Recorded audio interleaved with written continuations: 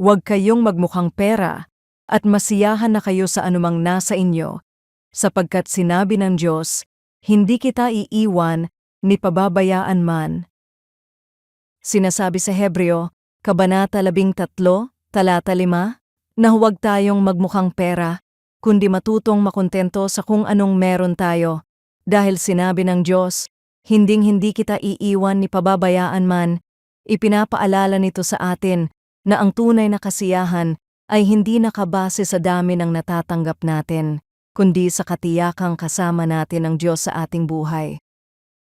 Kadalasan, nahihirapan tayong makontento, lalo na kapag may mga bagay na tila kulang, pera, oportunidad, o seguridad.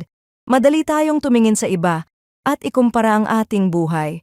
At dahil dito, mas lalo nating nararamdaman ang kakulangan. Unti-unti, nawawala ang pasasalamat at napapalitan ito ng hindi pagkakontento. Itinutuwid tayo ng salita ng Diyos. Ang ugat ng tunay na kasiyahan ay hindi ang pagkakaroon ng mas marami, kundi ang pagkakaroon ng Diyos. Siya ay hindi nagbabago at hinding-hindi tayo iniiwan.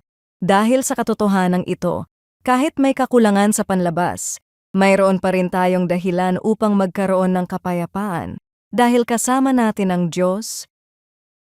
Si Liza ay dumaan sa panahon na kapos ang kanyang kita at maraming pangangailangan ang kailangang tugunan. Hindi madali at minsan napapaisip siya kung paano siya makakaraos o kung kanino siya lalapit para humingi ng tulong. Pero sa gitna nito, natutunan niyang magpasalamat sa kung anong meron siya at umasa sa pangako ng Diyos na hindi siya pababayaan.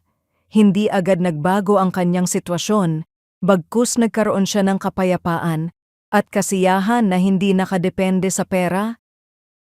Ganito rin ang paanyaya ng Diyos sa atin.